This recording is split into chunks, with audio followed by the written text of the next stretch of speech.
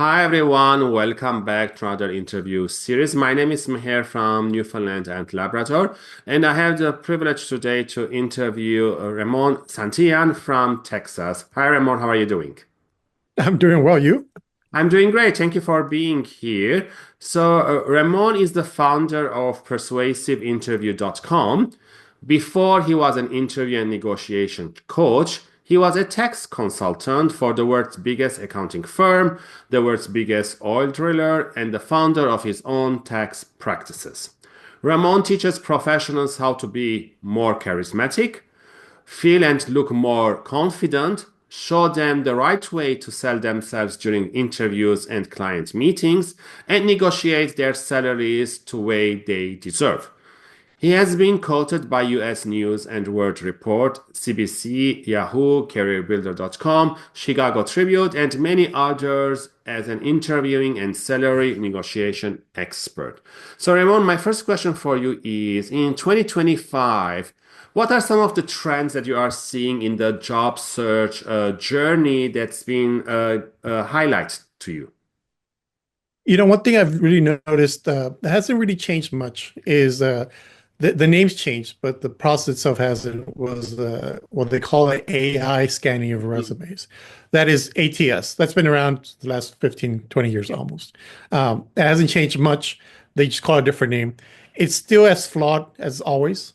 Mhm, And that's why I tell my clients, you can apply online. That's not a problem.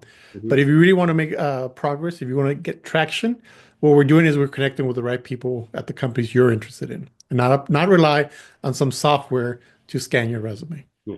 But we know that job search takes between 6 to 9 months. But are you telling your clients to start networking before applying to any job, or what's the advice you're giving? To me, it's doing it at the same time. Networking is part of the job search process. It's not Hmm. something you do before or after. Hmm. My clients, most of them are college students, so they're barely starting off their career. And like you probably heard, when's the best time to build your network? 10 years ago. When's the Yeah. second best time? Right now. Yeah. So what I do with my clients, I show them how to network correctly, the right way with the right people, so that can build that habit Mhm. of building that network. Because building a network isn't just for this job search; it's for the job search 3, 5 years from now. Yeah. Recently, I had a client from a couple of years ago. He was a very competitive field of sports management. Again, in sports management, there's only a handful of teams that hire for any position because there's just so many teams, right?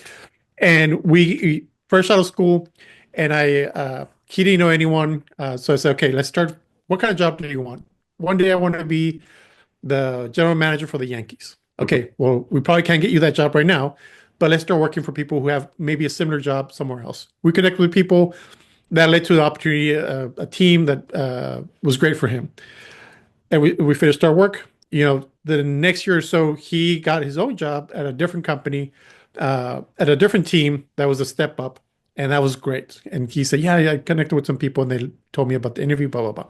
Yeah. About a month ago, I got a text from him saying, "Hey, uh, just that you know, I got a new job at a very big organization, a very big famous team here in the U.S., and you know they gave me the job."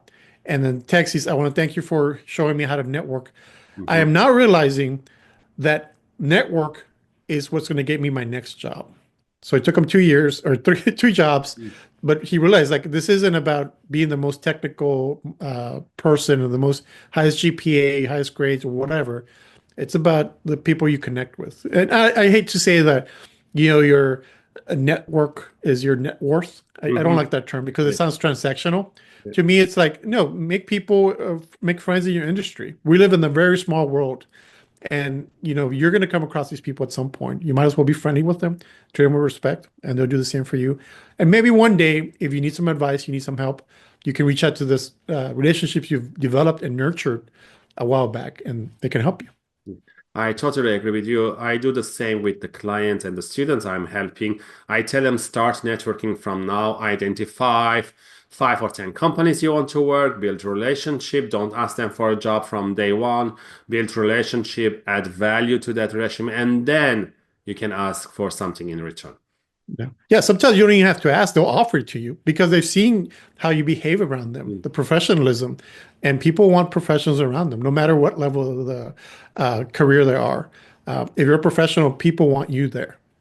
Yeah, I totally agree with you.